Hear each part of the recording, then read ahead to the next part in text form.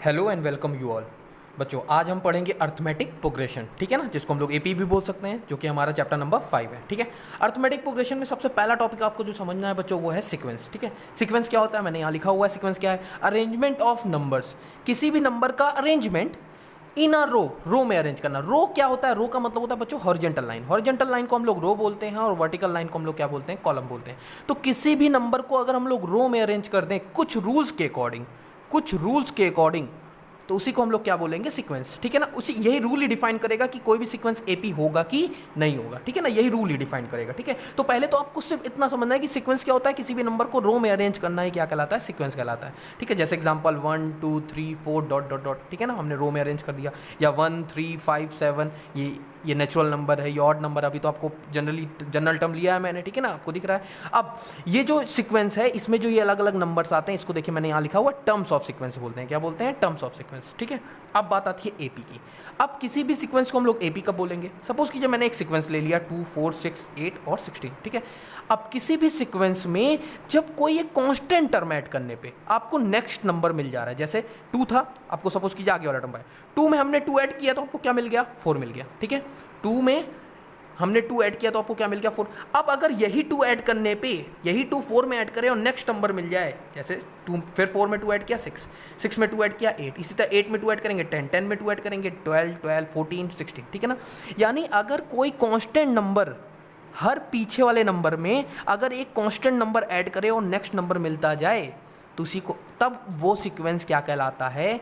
AP कहलाता है। तब वो सीक्वेंस क्या कहलाएगा बच्चों? आपका एपी कहलाएगा। कब कोई सीक्वेंस एपी कहलाएगा? कि जब कोई एक कांस्टेंट टर्म ऐड कर, हर एक प्रीसीडिंग टर्म में एक कांस्टेंट टर्म ऐड करें हम।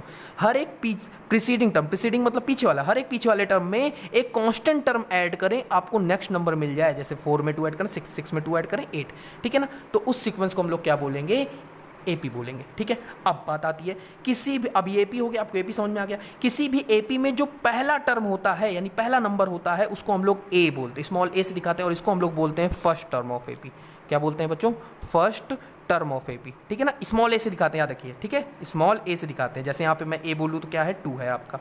ठीक है, स्मॉल ए से दिखाते हैं। ठीक है, और जो ये कांस्टेंट टर्म ऐड करने पे जो आपको नेक्स्ट नंबर मिलता है, इसको हम लोग बोलते हैं कॉमन डिफरेंस। बात समझो, कॉमन डिफरेंस का बहुत रोल है एपी में। ठीक है, कॉमन डिफरेंस, इसको आप लोग क्या बोल सकते हो, या हम लोग क्या बोलते हैं? Common difference. कॉमन डिफरेंस को किससे दिखाते हैं? कॉमन डिफरेंस को हम लोग दिखाते हैं स्मॉल डी से।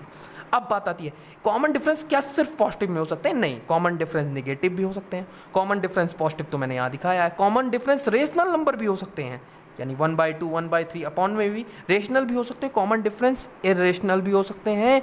कॉमन डिफरेंस जीरो भी हो सकते हैं, यानी कॉमन डिफरेंस कोई भी हो सकता है, positive negative rational irrational zero, कुछ भी। ठीक है ना, कोई भी कॉमन डिफरेंस हो सकता है, कोई भी नंबर कॉमन डिफरेंस हो सकता है। ठीक है, तो ये हो गया आपका एपी। अब जो सबसे ज़्यादा महत्वपूर्ण बात है वो ये है, जो सबसे ज़्यादा इंपॉर्टेंट है, कि एपी में आपको फर्स्ट टर्म पता चल गया, कॉमन डिफरेंस पता चल गया। अब ये जो अलग अलग नंबर्स आते हैं एपी में, इसको आप लोग एक जनरल टर्म से दिखा सकते हो, जिसको हम लोग बोलते हैं A1। ये आपका टर्म्स ऑफ एपी को दिखाने का तरीका है कि एपी में हम लोग टर्म को एपी दिखा सकते हैं। पहले टर्म को A1 बोल सकते हैं, दूसरे टर्म को A2 बोल सकते हैं, तीसरे टर्म को A3 बोल सकते हैं, A4 बोल सकते हैं, डॉट डॉट करके हम लोग बोल सकते हैं, और लास्ट टर्म को आप लोग AN भी बोल सकते हैं। ठीक है, AN का मतलब यहाँ पे लास्ट टर्म, जैसे यहाँ पे लास्ट टर्म है। ठीक है ना, जहाँ पे n जो है, स्मॉल n जो छोटा सा लिखा गया है, वो है नंबर ऑफ टर्म, यानी किसी भी एपी में कितने टर्म हैं। ठीक है, ये तो हो गया। अब आप आता है जनरल फॉर्म, एपी का जनरल। अगर आप जनरल फॉर्म समझ जाओगे तो आपको एपी तुरंत समझ में आ जाएगा। जनरल फॉर्म क्या है एपी का? ठीक है, जनरल फॉर्म ऑफ एपी। ठीक, जनरल फॉर्म ऑफ एपी, इसको समझना बहुत जरूरी है। ठीक है बच्चों, ठीक है, एपी क्या, जनरल फॉर्म क्या होता है, अब आप समझिए। अभी मैंने आपको क्या कहा? मैंने कहा कि कोई भी एपी को हम लोग कैसे रिप्रेजेंट करते हैं? A1, A2, A3, A4। ठीक है, up to dot dot dot. मैंने सपोज कीजिए मैंने फाइनाइट एपी लिया हुआ है। ठीक है, लास्ट टर्म हमें पता है AN। ठीक है, अब किसी भी एपी में आपको मैंने क्या कहा? फर्स्ट टर्म को हम लोग किससे दिखाते हैं? A से दिखाते हैं। सेकंड टर्म को आप, सेकंड टर्म कब आता है? किसी भी फर्स्ट टर्म में अगर आप कॉमन डिफरेंस ऐड कर दो तो आपको क्या मिल जाएगा? नेक्स्ट टर्म मिल जाएगा। यानी A2 का हम लोग क्या कब मिलेगा? जब हम आगे वाले टर्म पीछे वाले टर्म में डी ऐड कर दें। ये हमको A2 मिल गया। अब A3 कब मिलेगा? जब पीछे वाला टर्म मतलब A2, A3 के पहले क्या आएगा? A2। A2 में हम लोग क्या ऐड कर, A2 क्या था मेरा? A+D। A+D हमारा A2 है। अब A3 कब आएगा? जब इसमें आप एक D ऐड कर दीजिए। तो एक्चुअली ये A3 बन क्या गया, एक्चुअली A3 बन गया A प्लस 2D। पैटर्न देखिएगा, पैटर्न एक और देख लीजिए, फिर आपको मैं पैटर्न दिखाता हूँ। A4 इसी तरह। अब A4 कब आएगा, जब A3 में आप D ऐड करें। A3 क्या था आपका, A प्लस D ये A3 था आपका, ठीक है। A3 में अगर आप एक D और ऐड कर दीजिए तो आपको क्या मिल जाएगा, A4। तो ये बन क्या गया, ये बन गया A प्लस 3D। अब एक्चुअली आपको पैटर्न समझना है, तभी आपको जनरल फॉर्म समझ में आएगा। आपको दिख गया कि हमारा जो AP है वो जनरल फॉर्म उसका कैसे बन रहा है, A plus D, A plus 2D, A plus 3D। मतलब क्या बनना है, मतलब ये है कि किसी भी AP के फर्स्ट टर्म को हम लोग लिख सकते हैं A, तो सेकंड टर्म को हम लोग क्या A2 को क्या लिख सकते हैं, A प्लस D। यहाँ मैंने बनाया हुआ है, जो बनाया है वही लिख रहा हूँ। A3 क्या है, A3 को आप क्या लिख सकते हो, A प्लस 2D। A3 इसी तरह आप A4 को क्या लिख सकते हो, A प्लस 3D। अब आप पैटर्न देखिए, जो भी टर्म है उससे D जो है वो हमेशा एक कम है। 1 था तो 0, 2 है तो D, 3 है तो 2D, 4 है तो 3D। इसी तरह अगर आप मैं कहूँ आपको कि आप अगर बताओ AN यानी लास्ट टर्म का बताओ, लास्ट टर्म क्या होगा, जो भी ये N मतलब नंबर ऑफ टर्म है, जो भी यहाँ नंबर रहेगा, टर्म रहेगा, उसमें से एक कम कर दिया यानी N-1 और D लगा दीजिए। ये आपका क्या हो गया, यही आपका क्या कहलाता है, जनरल फॉर्म ऑफ AP, या इसी को आप लोग क्या बोल सकते हो बच्चों, nth टर्म ऑफ AP। क्या बोल सकते हैं हम लोग, nth टर्म ऑफ AP, इसी को हम लोग क्या बोलते हैं, nth टर्म ऑफ AP, ठीक है ना।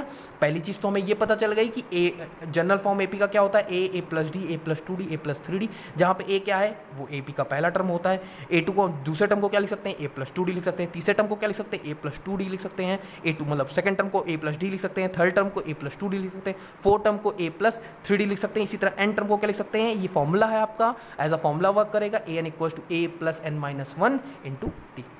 समझ में आ गया, ठीक है। ये बहुत ही कॉन्सेप्चुअल है। जब आप एक्सरसाइज, अभी मैं नेक्स्ट वीडियो बनाऊंगा, एक्सरसाइज सॉल्व करेंगे बहुत काम आएगा, ठीक है। ये आपको पता चल गया। अब आता है एन टर्म, अब आता है लास्ट टॉपिक जो आपका आता है वो है सम ऑफ AP।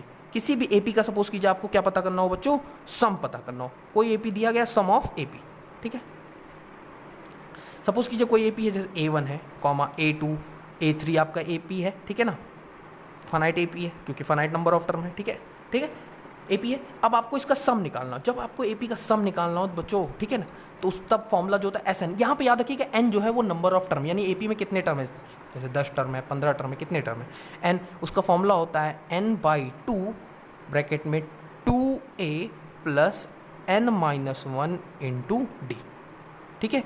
वेयर सब कुछ तो आपको पता है, बस यहाँ पे आपको यहाँ पे where N equals to number of term, जहाँ पे N क्या है बच्चों, AP का नंबर, AP में कितने नंबर ऑफ टर्म्स हैं उसी को हम लोग क्या बोलते हैं, N बोलते हैं। A तो आपको पता है, A आपका क्या है, फर्स्ट टर्म है, A आपका क्या है, फर्स्ट टर्म है, और D क्या है आपका कॉमन डिफरेंस, D क्या है आपका कॉमन डिफरेंस। अब यहाँ पे देखिए, पहला तो ये सम ऑफ n टर्म का एक फॉर्मूला हो गया, N/2 2A N-1 into D। अब यहाँ पे देखिए, अब इसी टर्म को इफ़ अगर हमें किसी भी AP का first term, if first term and last term पता हो, लास्ट टर्म को हम लोग L से दिखाते हैं, L का मतलब यहाँ पे क्या है, लास्ट टर्म है।